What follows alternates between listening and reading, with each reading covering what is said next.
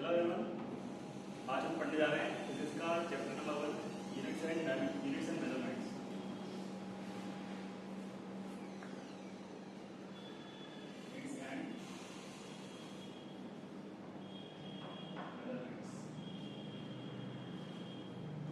ठीक है, तो इसके आज जो टॉपिक की बात करेंगे वो टॉपिक रहने वाला अपना डायमेंशंस।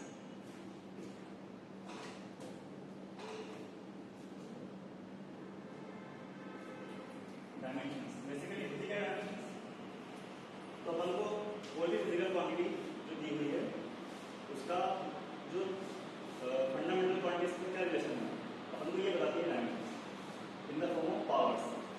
तो अगर डेफिनेशन वाइज देखें तो ये डेफिनेशन होती है इसकी कि dimensions are the powers dimensions of a physical quantity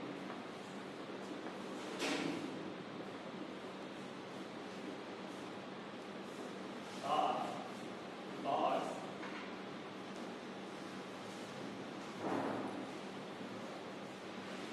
by which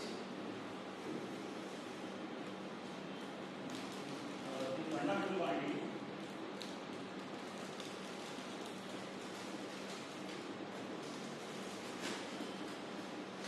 are raised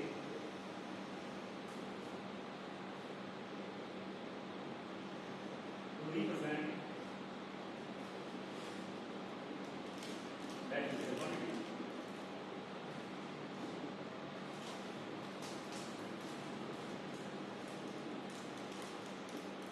क्या मतलब है सर कि जो भी अपन को दी हुई फिजिकल क्वांटिटी है उसको अपन फंडामेंटल क्वांटिटीज में कितनी पावर बढ़ाएं कि उसको रिप्रेजेंट कर सकें, ये बताती है डायमेंशंस।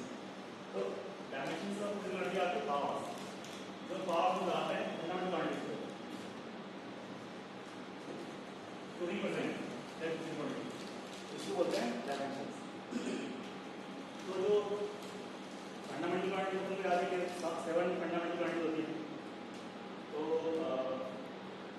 पहले अपन देखते हैं उन्हीं फंडामेंटल क्वांटिटीज के लिए जो डायमेंशन सिस्टम है उसमें कुछ सिंबल डिसाइड किए हुए हैं।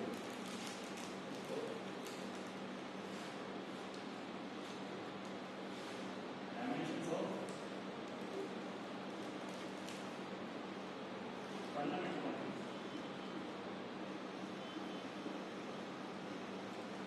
क्या होते हैं? फंडामेंटल क्वांटिटीज उनका 7 फंडामेंटल क्वांटिटी होती है। एक होती है मास। मास के लिए क्या सिंबल रहेगा? Capital M. तो जो डायमेंशन सिस्टम में जो रिप्रेजेंट करने का तरीका होता है वो होता है सिंबल।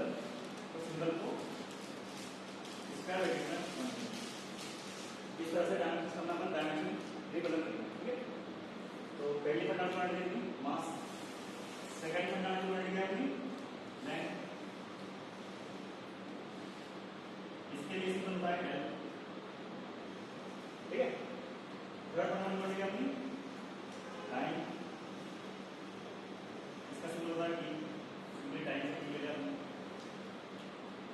फोर्थ फंडामेंटल क्वांटिटी क्या थी? टेम्परेचर।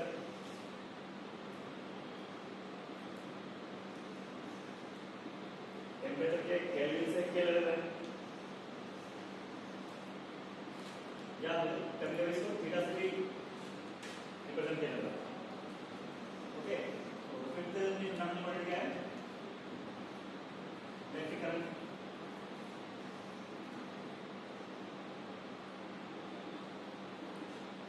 इसको रिप्रेजेंट करने के लिए हम या तो ए लिख रहे हैं कैपिटल ए या फिर capital M. Okay, sixth fundamental quantity luminous intensity।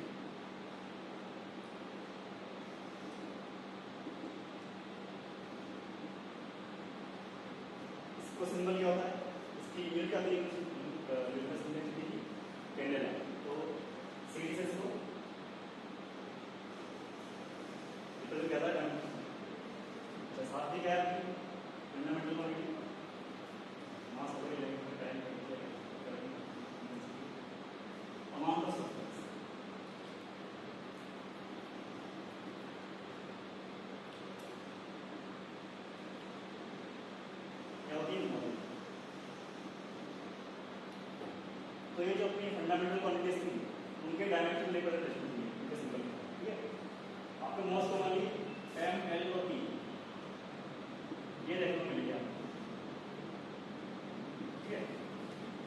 अपन कोशिश करते हैं कि जिस भी फंडामेंटल क्वांटिटी की डायमेंशन सिस्टम में डायमेंशन फॉर्मूला उसका रिप्रेजेंट करें तो एमएलटी की फॉर्म में, जैसे अगर मास का अपन रिप्रेजेंट करना है तो अपन ऐसे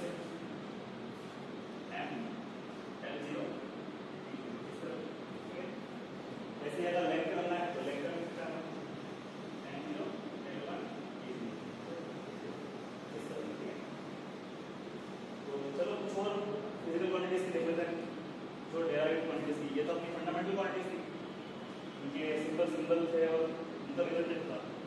अगर अपन देखें कुछ और डेराइव्ड क्वांटिटीज की तो डायमेंशंस, सपोज करो तो एरिया का देखना है, एरिया की डायमेंशन देखनी है। एरिया बेसिकली होता है क्या? एरिया होता है लेंथ टाइम लेंथ, या लेंथ का स्क्वायर हो सकता है, लेंथ का स्क्वायर। ओके, तो लेंथ क्या है अपनी L,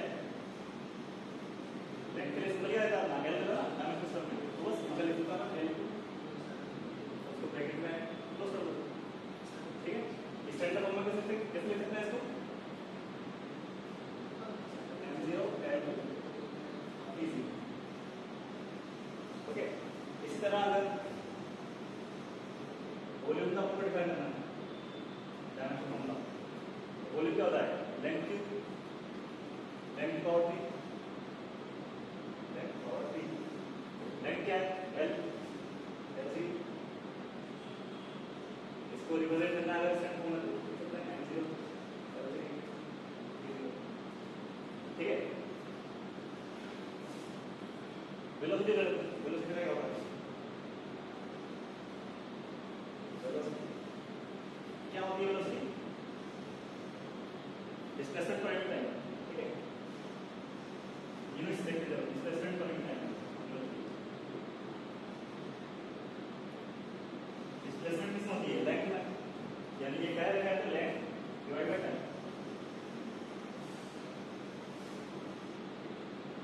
length divide by time. तो इसको कैसे लिख सकते हैं हम? लेंथ का क्या है? L, टाइम का क्या है? यहाँ से देखो टाइम का क्या है? T सिंबल, तो टाइम का रहेगा तो यहाँ पे टाइम को बस T को बस ऊपर लिख सकते हैं, रिवर्स इनवर्स करा के, तो इसका लिखेंगे L1 T माइनस। ठीक है, ये हुआ अपना वेलोसिटी का डायमेंशन फॉर्मूला। एक्सेलरेशन देखिए,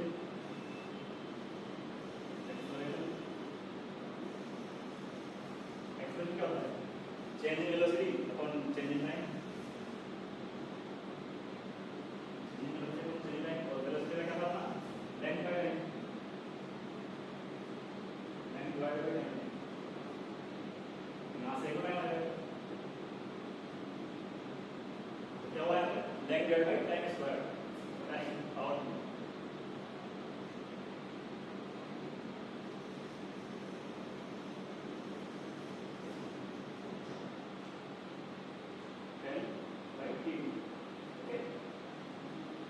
यहाँ से डायमेंशन फॉर्मूला क्या बना इसका? L T minus. और देखेंगे किसी का एक फोर्स का देख लेते हैं, फोर्स क्या होता है?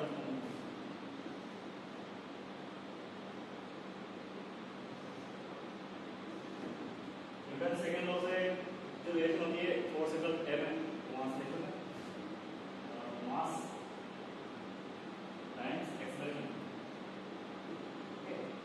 एक्सेलरेशन क्या था अपना? लेंथ बाय टाइम स्क्वायर, और मास लेंथ बाय टाइम स्क्वायर। ठीक है, तो यहाँ से मास की अपन देखते हैं m होती है, m L T, फोर्स की value m L T minus. ठीक है, तो ये कुछ अपने फिजिकल क्वांटिटीज की उनकी अपने डायमेंशन फॉर्मूला निकाला है। जैसे कोई सी फिजिकल क्वांटिटीज हो, उनका अपन बेस क्वांटिटीज के ऊपर जो पावर यूज करते हैं उनकी डायमेंशन निकाल सकते हैं।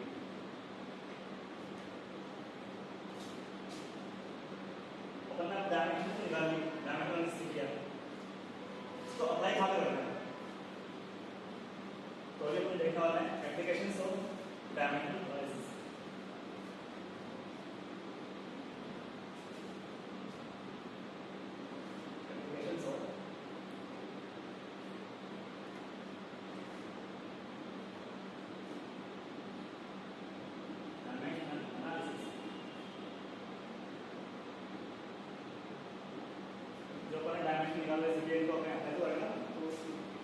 रेडियस ये अपन देखेंगे इस सेक्शन में। तो एक एप्लीकेशन रेडियस की क्या मतलब कोई भी फिजिकल क्वांटिटी दी हुई है, वो किसी भी यूनिट सिस्टम में दी हुई है, हमको किसी और यूनिट सिस्टम में उसको कन्वर्ट करना है, तो वो कन्वर्जन अपन डायमेंशन एनालिसिस की हेल्प से कर सकते हैं। ठीक है, तो पहले हमें क्या है conversion of physical quantity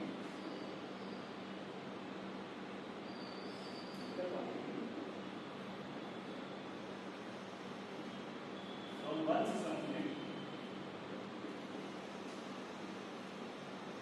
one system of next to another.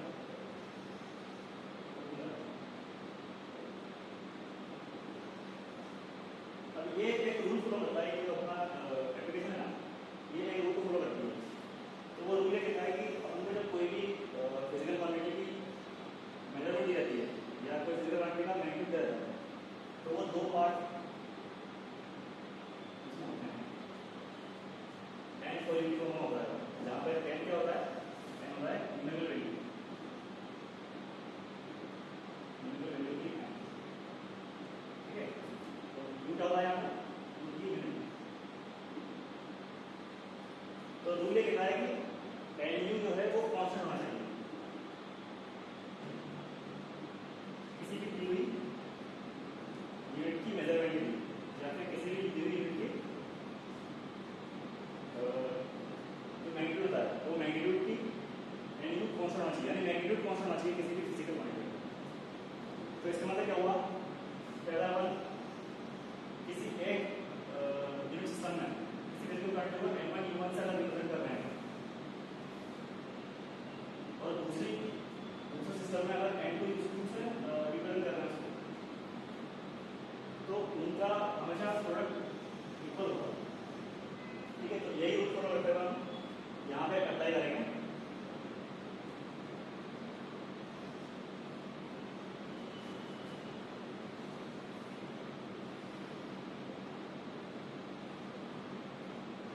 For example अगर अपन को कोई एक क्वेश्चन से देखते हैं, मतलब अपन को दिया हुआ है कि 1 जूल एनर्जी है, उसको अपन को अर्ग में कन्वर्ट करना है, 1 जूल ऑफ एनर्जी कन्वर्ट करना है आपको अर्ग में। ठीक है, तो कैसे करेंगे इसको, जूल तो होता है अपना एमके सिस्टम का या ऐसा सिस्टम का यूनिट सिस्टम होता है, जूल होता है। देखो ये तो है अपना n1 u1 1 जूल, 1 तो होगा n1 जूल यूनिट होगा u1, और अर्ग हो गया कितने अर्ग हैं, तो n2 ये हो गया कैपिटल वैल्यू उस यूनिट सिस्टम में, तो अर्ग हो गया अपना n2 सॉरी u सेकंड्स में भी यूनिट हो गई। ठीक है, तो n2 इनटू रहेगा, तो यहाँ से अपन को n1 n2 अप्लाई करना है यहाँ पे। करके सोल्व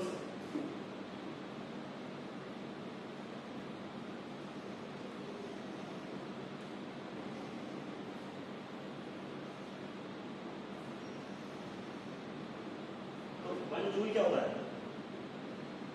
1 जूल होता है अपना किलोग्राम मीटर स्क्वायर पर सेकंड स्क्वायर। ठीक है, इसको अपन कन्वर्ट करना है अर्ग में, अर्ग होता है ये n2 है, n2 अर्ग होता है अपना ग्राम सेंटीमीटर स्क्वायर पर सेकंड स्क्वायर। ठीक है, तो इस फॉर्मूला को अप्लाई करेंगे यहाँ पर, पहले की डायमेंशन मिलेगा, मिश्रण डायमेंशन क्या होता है, n1 की वैल्यू 1 रहेगी। ठीक है, u1 रहेगा अपना m l2 t minus m1 l1। यह अपन ने डिफरेंशियल में लगाया कि उनका u1 यूनिट की है, जो अपन ने u1 यूनिट सिस्टम लगाया उसकी डिपेंड कर रही है m1 l1 की, और जो u2 सिस्टम रहेगा वहाँ के लिए अपन को n2 निकालना है, तो ये जो रहेगा सिस्टम डायमेंशन जो रहेंगे m2 l2 पावर 2 और a2 पावर -2। ठीक है, तो आज के लिए इतना रहता है। और ये क्वेश्चन आप फॉर्मूला में देख लीजिएगा।